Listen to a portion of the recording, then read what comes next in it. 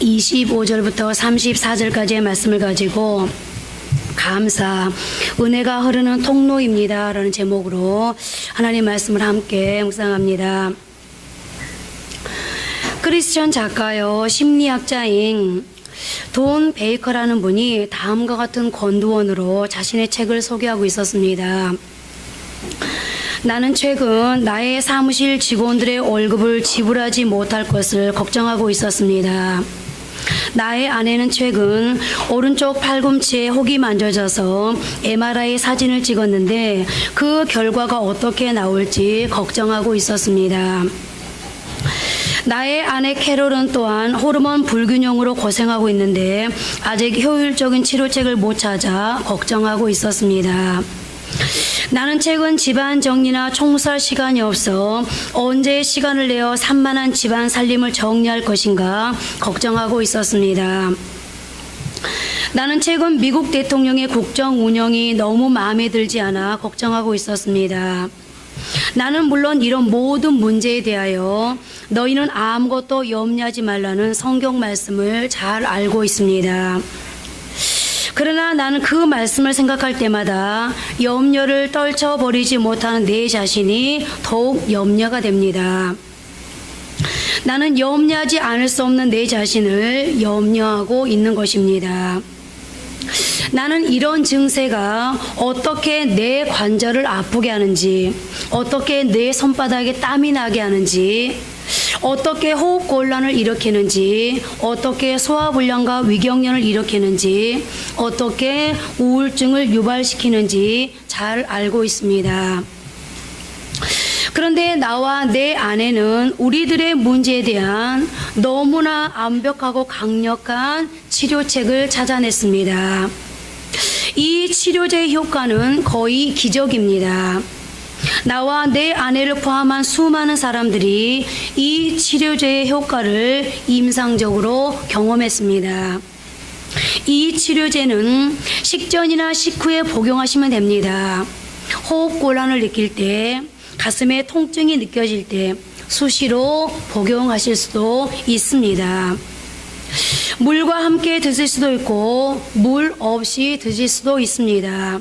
이것은 특별한 처방전을 필요로 하지 않습니다.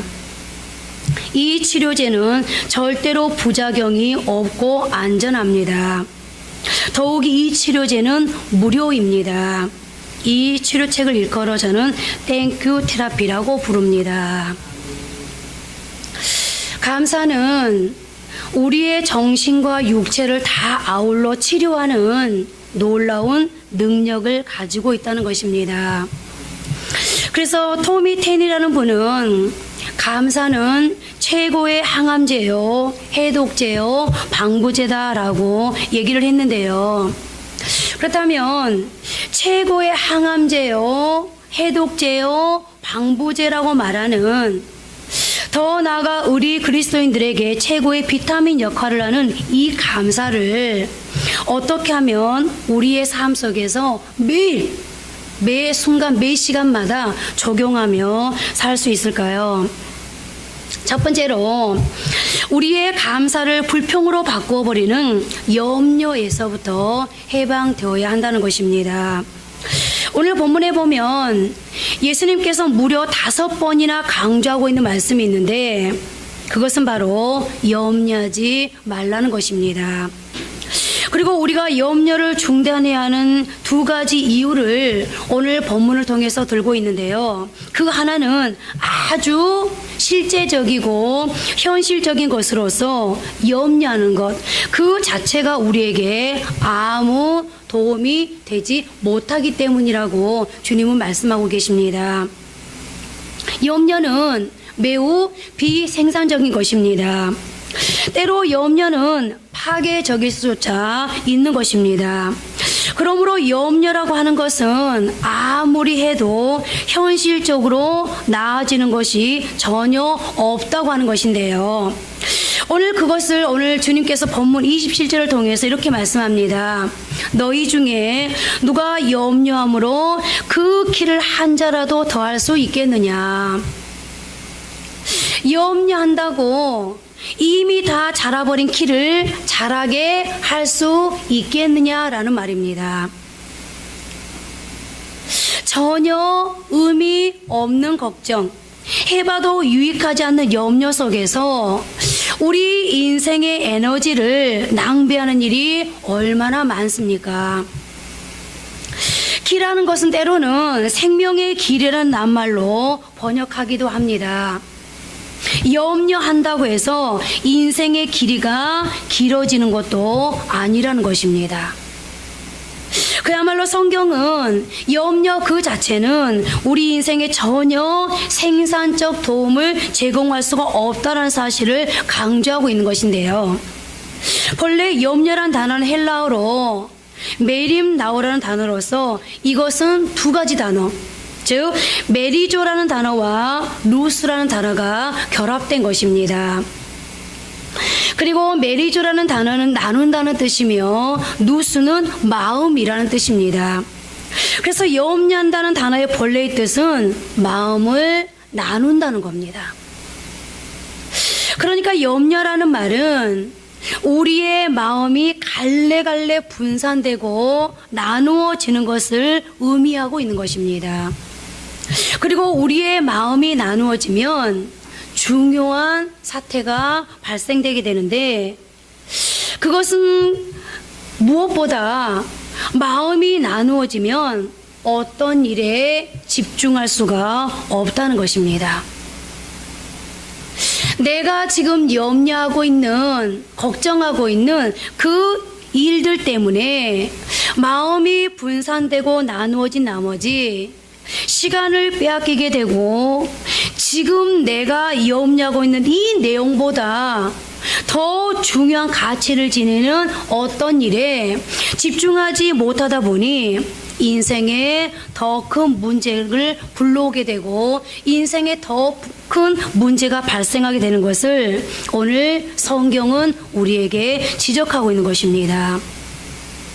그야말로 염려는 인생을 좀먹는 가장 치명적인 악이라고 할 수 있을 것인데요. 이렇게 마음이 나뉘어져서 허겁지겁하면서 방황하고 삶의 방향을 잡지 못했던 한 여인의 에피소드가 성경에 기록되어 있습니다. 우리가 잘 아는 이야기입니다. 예수님이 어느 날 마리아, 마르다 자매 집에 방문을 하셨습니다. 마리아는 주님이 오시니까 너무 좋아서 그리고 너무 감사해서 주님 발 앞에 앉아 말씀을 집중해서 듣고 있었습니다. 한편 마르다는 밖에 나가서 찾아오신 주님을 어떻게 대접할까 생각하다가 여러 가지 일을 분주하게 하기 시작했습니다. 그리고 한참을 일하다가 어느 한순간 마음에 시험이 들었습니다. 나는 죽어라고 일하는데 마리아는 뭐 하는 거야? 도와주지도 않고 예수님 앞에 앉아서 아부만 하고 말이지. 이런 생각을 하다 보니 그 순간부터 마르다는 마음이 혼란스럽기 시작했고, 어떤 일을 먼저 할까 허둥대고 있는 마르다의 그 모습을 보신 예수님은 이렇게 말씀하십니다. 누가복음 10장 41절입니다. 마르다야 마르다야, 내가 많은 일로 염려하고 근심하나. 그리고 여기 염려라는 단어가 오늘 본문 산상수에 나타난 염려라는 단어와 정확하게 일치합니다. 내가 여러 가지 일로 염려하고 근심하고 있구나 하시면서 말씀하시기를 몇 가지만 하든지 차라리 한 가지만 하면 어떠냐고 하십니다. 무슨 말입니까?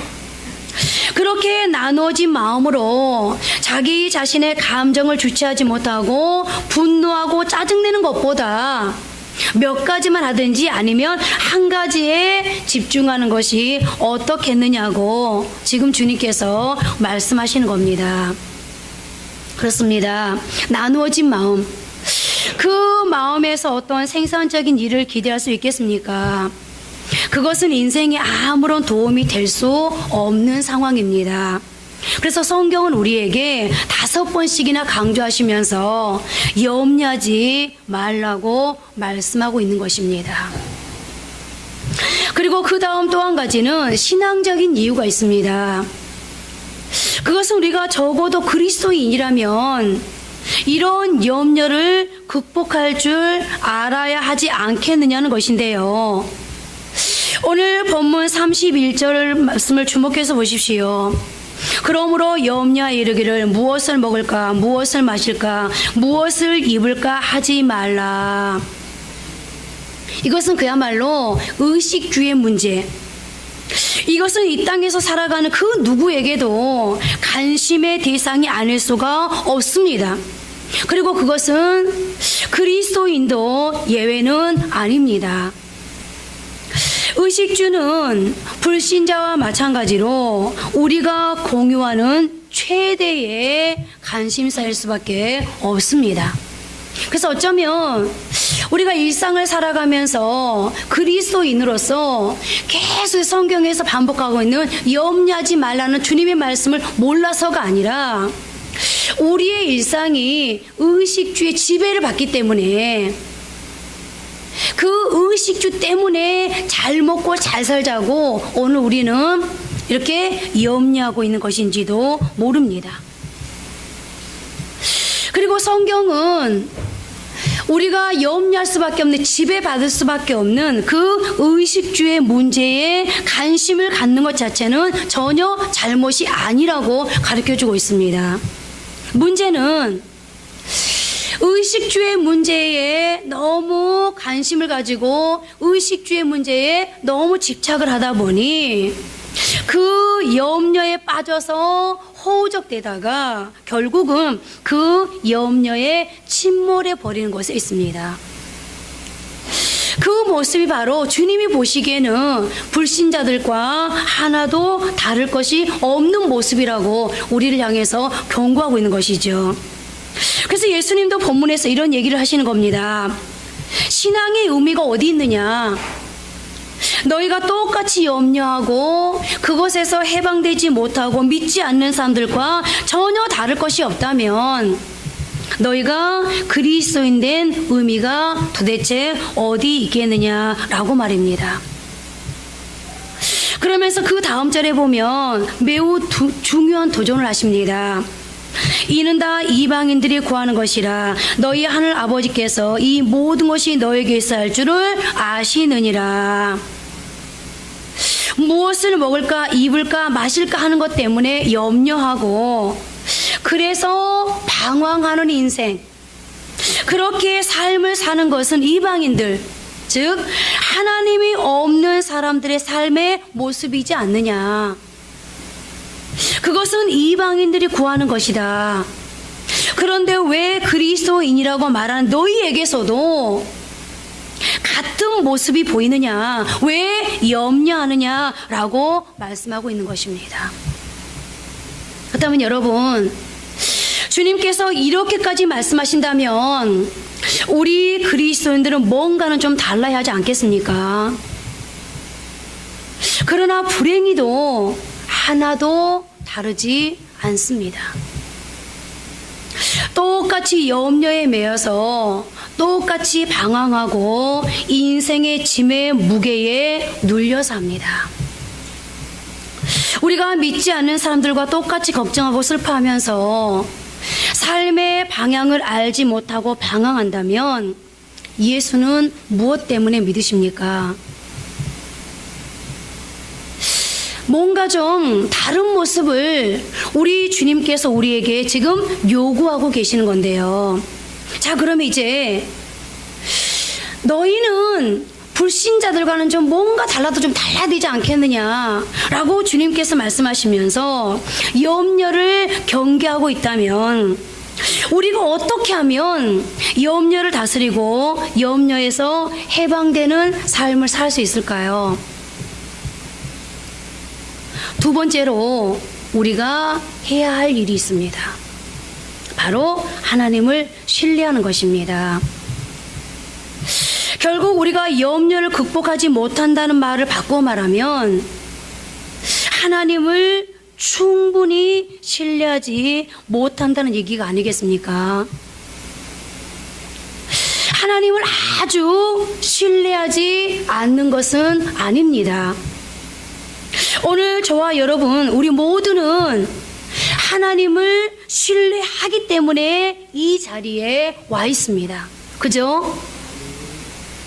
그런데 문제는 하나님을 신뢰하긴 하는데 충분히 신뢰하지 못하기 때문에 아직도 염려하고 있고 그 염려로 인해서 방황하고 있다는 것입니다. 여러분, 하나님을 신뢰한다는 말, 하나님을 믿는다는 말은 무엇을 의미할까요?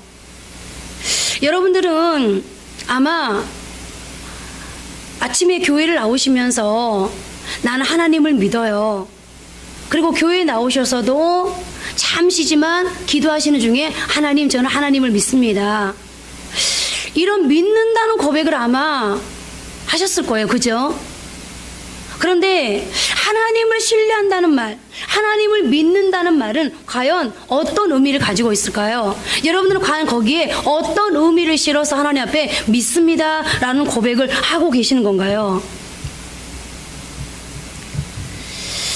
믿는다는 말은 그냥 내 입에서 하나님 믿습니다.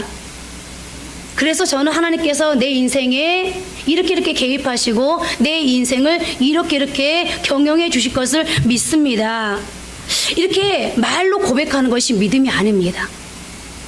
믿는다는 말은 내 몸, 내 삶, 내 운명을 하나님께 완전히 던져버리는 것을 의미합니다. 주님 앞에 삶 전체를 드러내어 맡기는 것, 그것이 믿음인데요. 아마 여러분들 애니메이션 영화 알라딘을 다 보셨을 겁니다.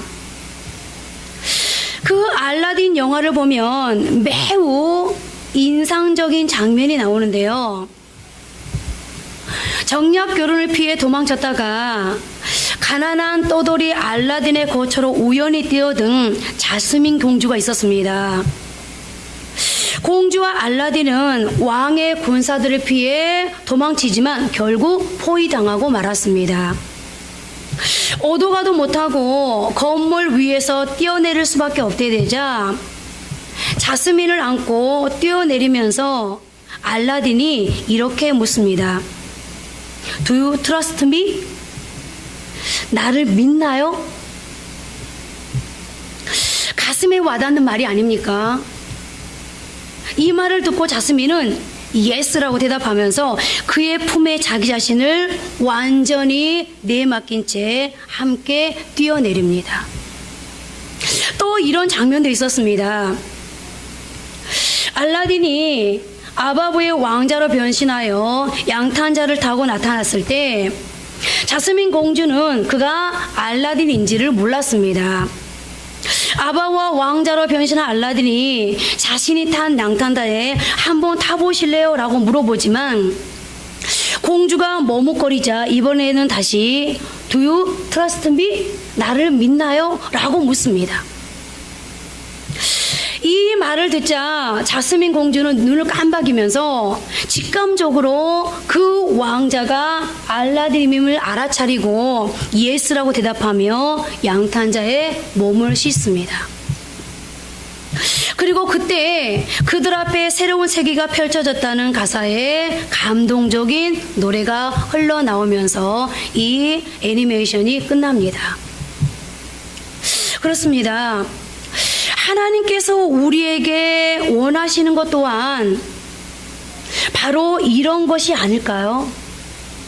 하나님께서 나를 믿느냐라고 하실 때 예, 믿습니다 라면서 주님 품에 안겨 내 인생을 집어던지고 모든 걸 맡기면서 주님이 준비하신 양탄자에 내 삶을 실을 때, 그리고 그 믿음으로 인생의 현장으로 뛰어들 때, 나를 온전히 맡기는 순간 우리에게도 새로운 축복의 세계가 열리지 않을까요?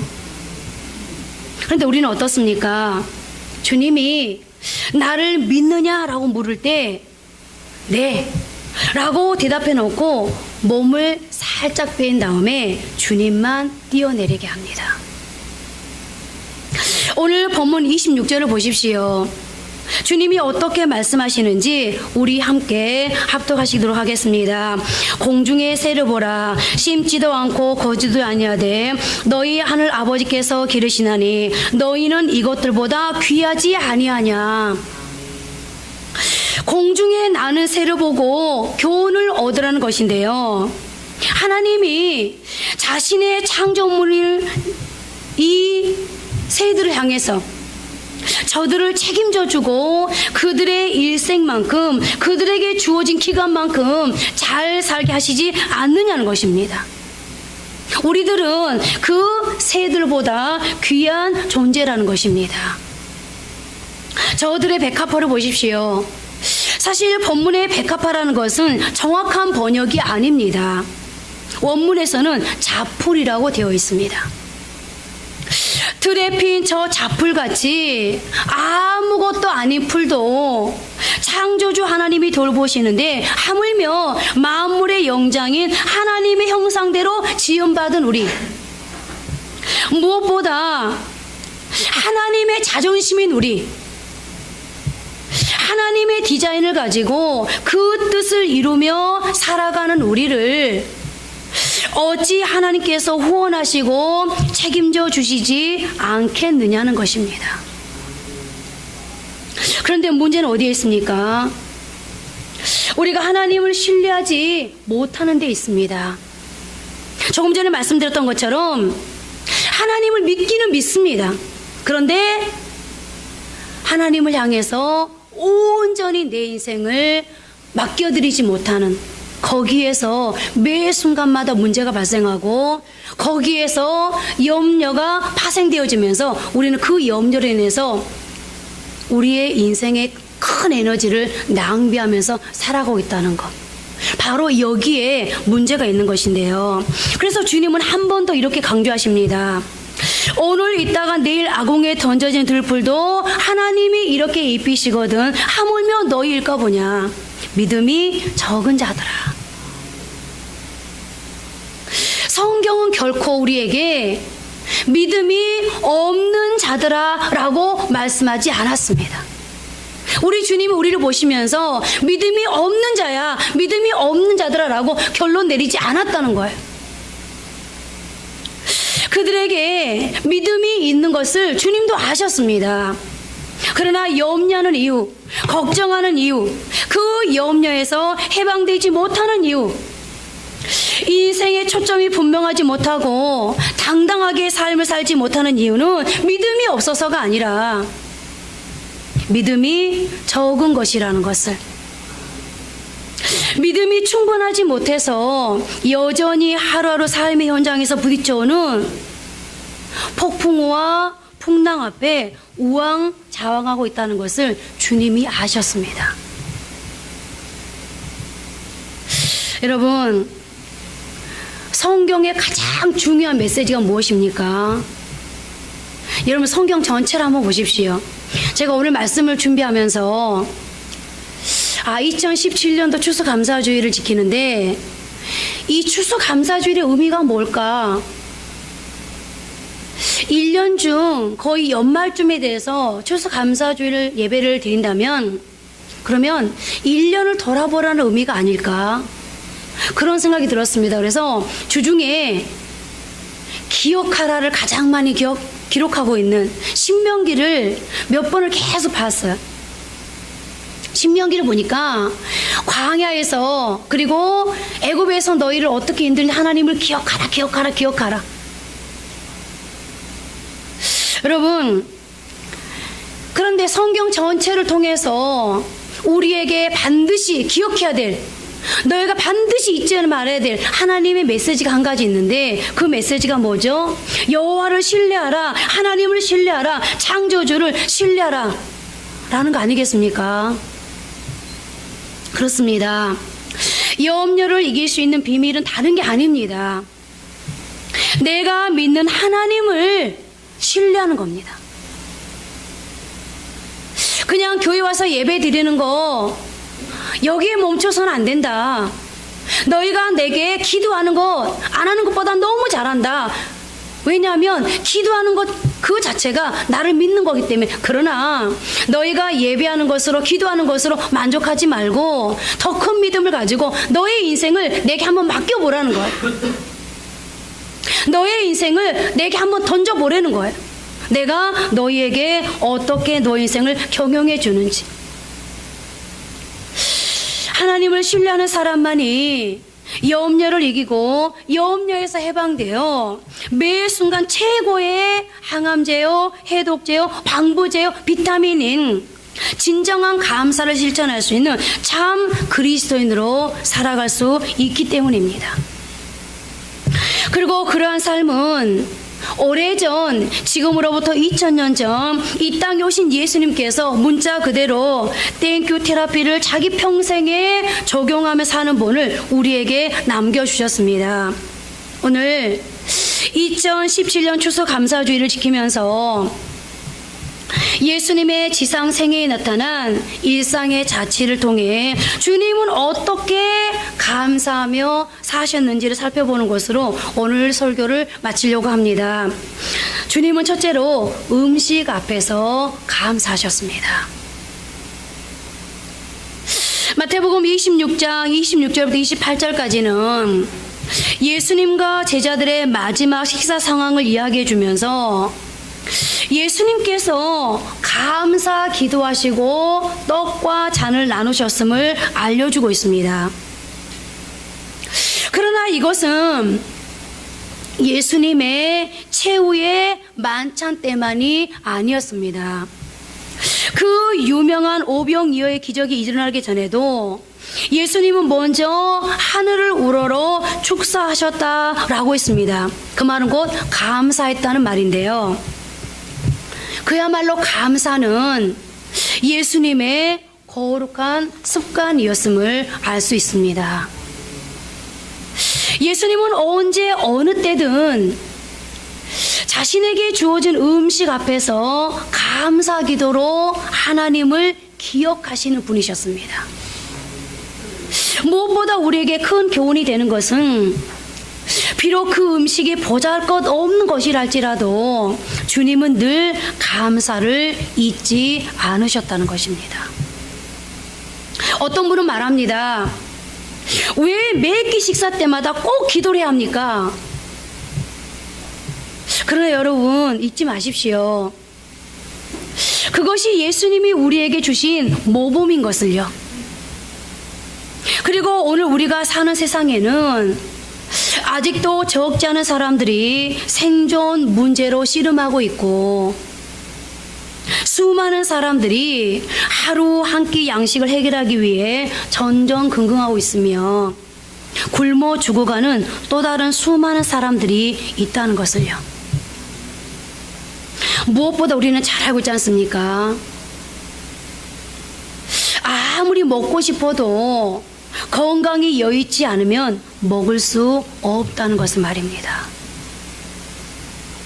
그렇다면 비록 진수성찬이 아니라 할지라도 주님이 내게 일용할 양식을 주시고 또 건강 주셔서 오늘 또 이 음식을 먹게 하니 얼마나 감사할 일입니까?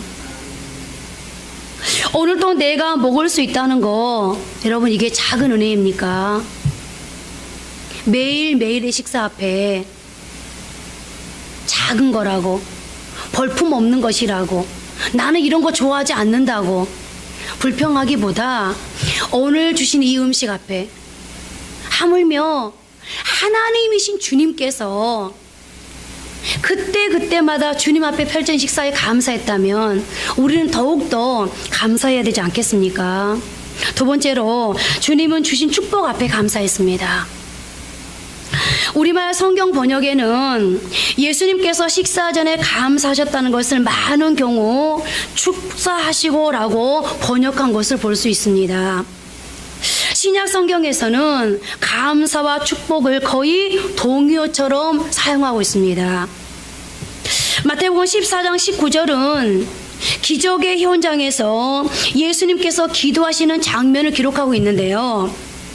무리를 명하여 잔디 위에 앉히시고 떡 5개와 물고기 2마리를 가지사 하늘을 우러러 축사하시고 떡을 떼어 제자들에게 주시매 제자들이 무리에게 주니. 예수님께서 어린 아이의 도시락을 받아들고 비록 작은 것이었지만 수많은 무리들을 먹이기에는 턱없이 부족한 것이었지만 그럼에도 그것을 주신 하나님께 감사 기도를 하고 있습니다. 그리고 그 감사 기도는 더 큰 기적으로, 더 큰 감사로 이어졌습니다. 그러므로 오병이어의 기적의 정체는 차라리 감사의 기적이라고 말해야 될 텐데요. 오늘 저와 여러분도 아무리 작은 것이라 할지라도 오늘 내게 무언가가 주어졌다면 꼭 음식뿐만이 아니어도 그렇습니다. 어떤 경우에는 내가 할 수 있는 것이 하나님이 도와주지 않아도 내 힘으로도 얼마든지 가능한 것이 내게 결론으로 주어질 때가 있습니다. 그러나 어떨 때는 도저히 내 힘으로 할 수 없는 것들이 내 삶의 결과로 주어질 때가 있습니다. 내가 할 수 있는 것이었든 내가 할 수 없는 영역이었든 어떤 것이었든 간에 만약에 내게 어떤 것이 주어졌다면 그것 앞에서 감사할 수 있는 사람, 그 감사할 수 있는 사람에게 하나님은 더 큰 축복을 주신다는 것을 오병이어의 기적 앞에서 우리에게 보여주고 있는데요. 그래서 찬송가 429장에는 이런 가사를 기록하고 있습니다. 세상 모든 풍파 너를 흔들어 약한 마음 낙심하게 될 때에 내려주신 주의 복을 세어라. 주의 크신 복을 내가 알리라. 세상 근심 걱정 너를 누르고 십자가를 등에 지고 나갈 때 주가 내게 주신 복을 세어라. 두려움 없이 항상 찬송하리라. 세상 권세 너희 앞길 막을 때 주만 믿고 낙심하지 말아라. 천사들이 너를 보호하리니 염려시 앞만 보고 나가라. 받은 복을 세어보아라. 크신 복을 내가 알게 되리라. 받은 복을 세어보아라. 주의 크신 복을 내가 알게 되리라.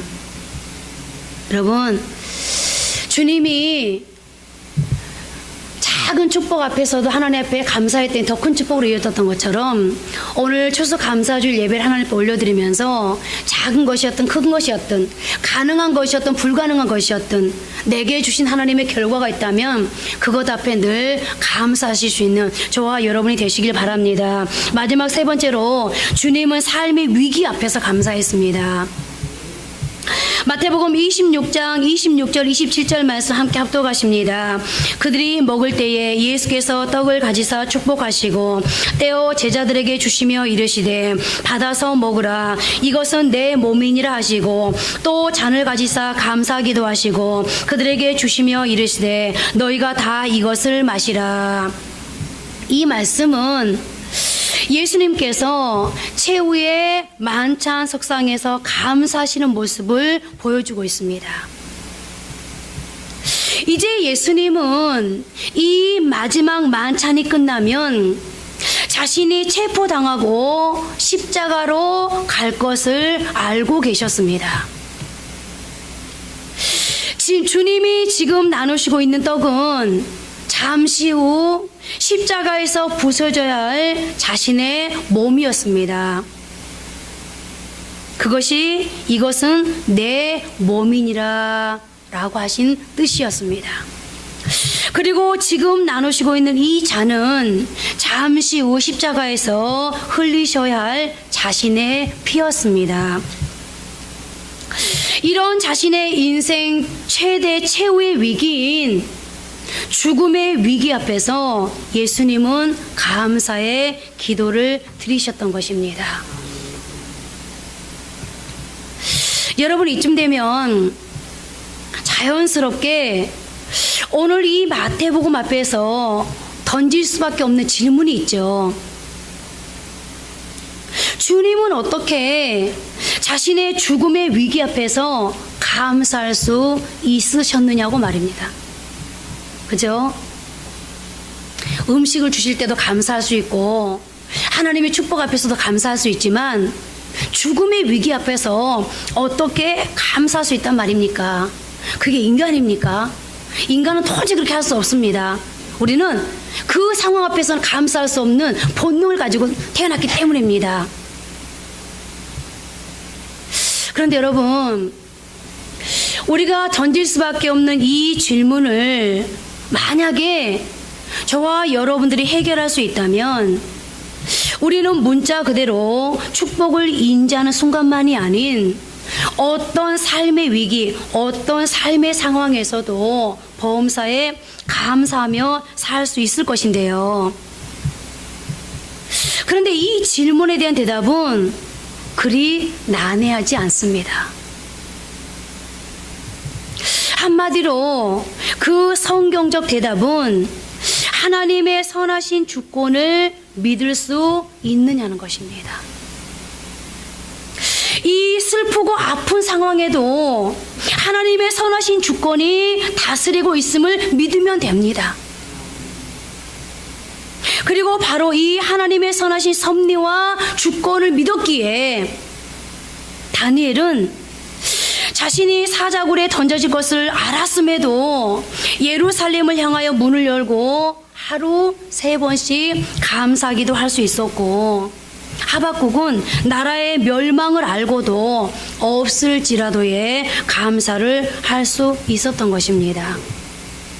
저는 예수님께서도 바로 그런 확신 가운데 감사를 드리고 계셨다고 믿습니다. 그분의 죽으심이 인류 구원이라는 하나님의 뜻을 이루어 드릴 것을 믿으셨기에 십자가의 피의 잔도 감사로 받으실 수 있으셨던 것입니다. 그렇습니다. 만일 우리도 삶에서 부딪히는 모든 역경의 배후에 존재하고 움직이는 하나님의 선하신 뜻, 오늘은 보이지도 않고 이해도 안 되지만 내일 드러나고 이루어질 그 선하신 뜻을 믿을 수만 있다면 바울 사도가 가르친 그대로 우리도 보험사에 감사하는 자가 될 수 있지 않겠습니까? 그러므로 앞에서 언급한 땡큐 테라피는 이런 하나님의 주권을 수용하고 살아가는 성도들만이 적용할 수 있는 인생의 처방입니다. 바로 그들은 언제나 어디에서나 감사하는 사람들입니다. 그리고 바로 그들이야말로 인생의 고난을 승리로, 죽음을 부활로 바꾸며 살아가는 기적의 사람들입니다. 이제 말씀을 맺겠습니다. 저는 감사 치유법을 소개하는 것으로 이 설교를 시작했습니다. 저는 다시 제이 데니스라는 설교자가 소개하는 감사 치유법의 위력을 증언해 드림으로 이 설교를 마무리하고자 합니다. 당신이 많은 세금을 내야 한다면 감사하십시오. 당신에게 안정된 직장과 사업장이 있다는 말이기 때문입니다.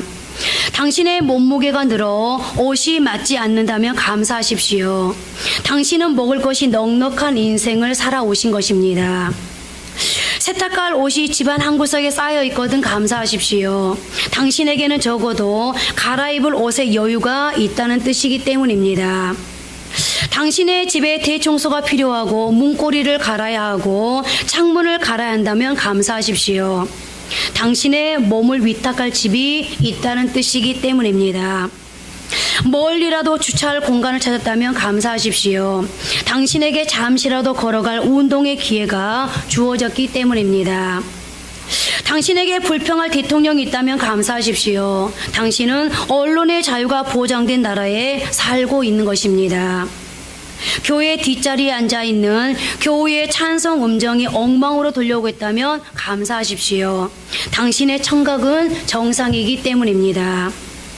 아침에 울리는 알람 소리가 고통스럽게 들리거든 감사하십시오.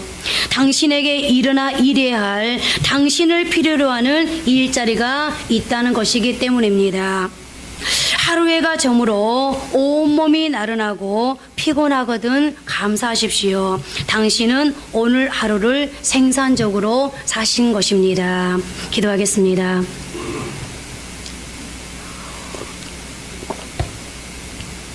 하나님 감사합니다. 가만히 2017년을 생각해 보았습니다. 시간이 참으로 빨리 갔다는, 벌써 달력이 한 달밖에 남지 않았구나. 하나님, 2017년을 아쉬워하면서 어떤 순간에는 후회도 하면서, 그러나 아버지 하나님, 2017년을 돌아보았더니 그럼에도 불구하고 하나님께로부터 받은 은혜가 많다는 것을 하나님 부인할 수가 없었습니다. 오늘 예수님은 주신 음식 앞에서 감사했다고 그랬습니다. 하나님이 내려주신 작든 크든 축복 앞에서 감사를 드렸다고 그랬습니다. 자신의 죽음의 위기 앞에서 감사했다고 그랬습니다.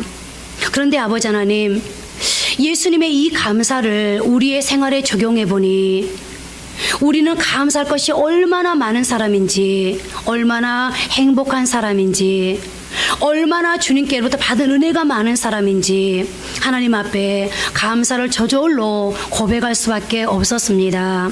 하나님, 그래서 우리 주님은 우리에게 받은 복을 세어보라고 권면했는지도 모르겠습니다.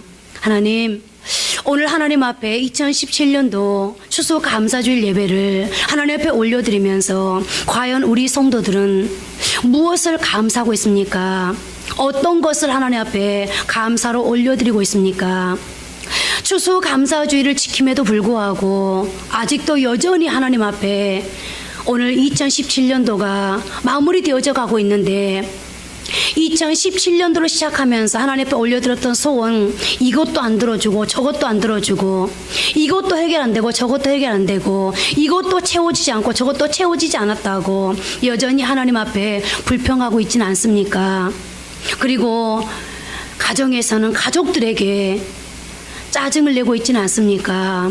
하나님, 우리가 하나님 앞에 불평하고 있다 할지라도, 하나님, 가족들에게 여전히 짜증내고 있다 할지라도 우리의 이 모습을 용서하여 주시고, 오늘 추수감사주일 예배를 하나님 앞에 올려드리면서 하나님, 다시 한번 땡큐 테라피를 우리의 삶에 적용할 수 있는 그런 복 있는 사람, 지혜로운 삶 될 수 있도록 주여 도와주옵소서.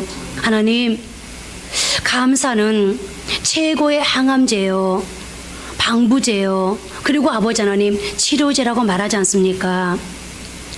우리가 하나님 앞에 감사할 때 더 큰 축복이 우리에게 찾아온다고 성경은 우리에게 가르쳐주고 있습니다. 그러므로 무엇을 먹을까 마실까 입을까를 염려하지 말라고 주님은 우리에게 권면하고 있습니다. 하나님, 오늘 당장은 아무것도 안 된 것 같지만 분명한 것은 하나님은 살아계시기 때문에 반드시 우리에게 역사하시고 축복하시고 우리에게 은혜를 베푸시는, 응답하시는 그 순간이 있을 것입니다. 그 하나님을 오늘 신뢰하면서 하나님 앞에 이제 2017년도 남은 시간을 감사로만 채워가게 하시고, 그러므로 2018년을 우리가 더 큰 축복으로 시작할 수 있는 복 있는 삶들 다 될 수 있도록 도와주옵소서. 오늘도 2017년도의 과거의 모든 시간을 하나님, 내 자신에게 영광을 돌리는 것이 아니라 하나님께 감사로 영광을 올려드리면서 예수님 이름으로 기도합니다. 아멘.